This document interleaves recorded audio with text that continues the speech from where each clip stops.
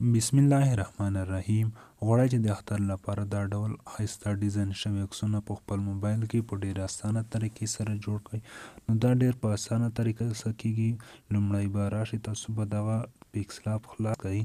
کله مو چې دا پیکسل اپ خلاص کړو، لاندې ساحه یې تاسو وګورئ، نو د سر ته د عکسونو علامه به وایي. فرام ګیلري څخه به یو عکس به تاسو له مخکې نه چا ډیزاین کړی له فیسبوک څخه به یې راواخلئ. مثلا زه دا عکس رااخلم، ما له فیسبوک څخه راخیستی دی. نو کله مو چې دا ډول سلیکټ کړ، د کومه لیکنه چې دا به ډیلیټه کړئ. نو دلته یې لاندې نوم یې لیکلی ده، ایچ پی پروډکشن کې سټي لیکلی ده. نو دا به تاسو داسې وکړئ چې دا به چې تاسو نه غواړئ نو رنګ به یې کوئ. تاسو به په خپل موبایل کې ورڅخه ډېر په اسانه طریقې سره لرې کوئ. تاسو وګورئ، زه یې په سپین رنګ سره رنګوم، هغه دي نومان رنګ شول.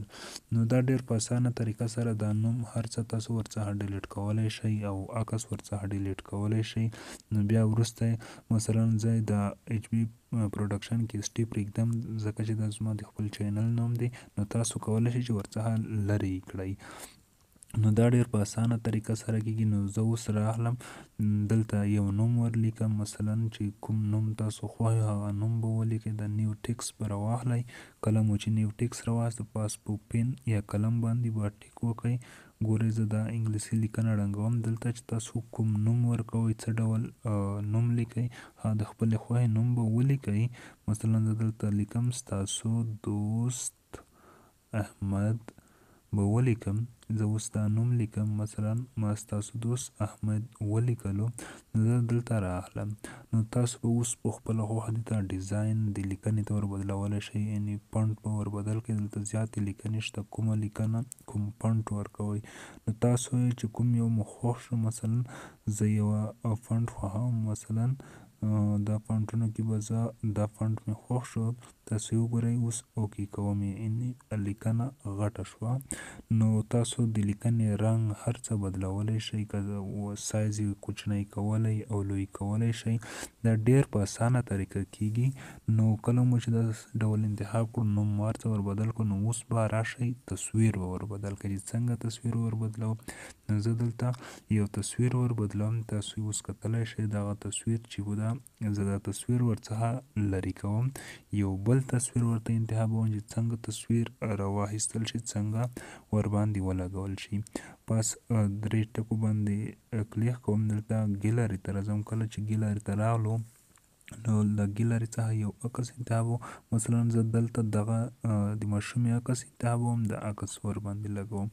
تاسو خوښه ده چې تاسو د هر چا عکس پرې لګوئ. دلته د دایره نشان ته راځم، د پاس نورو کور چې دا کې هم تاسو کولی شئ، خو زما دغه نشان خوښ دی او په دغه سایز کې مې خوښ دی. عکس اندازه به برابره کړئ. کله مو چې د عکس اندازه برابره کړ، تاسو اوس وګورئ، ما دلته راواخیسته پروګرام کې. نو زه اوس ورسره ګورم چې ورسره برابر دی که نه. دلته داسې به کوچنی کوئ. نو د عکس د پاسه به تاسو د خپلې خوښې یا د ملګري یا خپل انځور ولګوئ.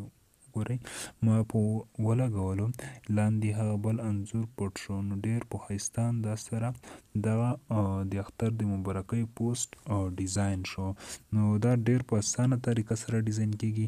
نو یوه غوښتنه درنه لرم، که چیرې مو زموږ چینل نه وي سبسکرایب کړی، نو اوس یې ضرور در سره سبسکرایب کړئ او په څنګ کې د بیل آیکن هم ووهئ، تر څو زموږ ښایسته ښایسته ویډیوګانې تاسو ته درشي. دلته به سیو از ایمیج باندې به کلیک وکړئ، سیو ټو ګیلري به ووهئ. نو عکس به ستاسو ګیلري ته ډایرکټ لاړ شي او هلته به موجود دی. راشئ، زه اوس ګیلري کې درته ښکاره کوم.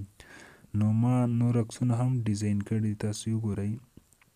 دلته وګورئ عکس دغه دی ډیزاین شوی دی، ډېر ښایسته ډیزاین شوی دی. نو تاسو یې له دې نه هم ښایسته ډیزاین کولی شئ. د خدای په امان.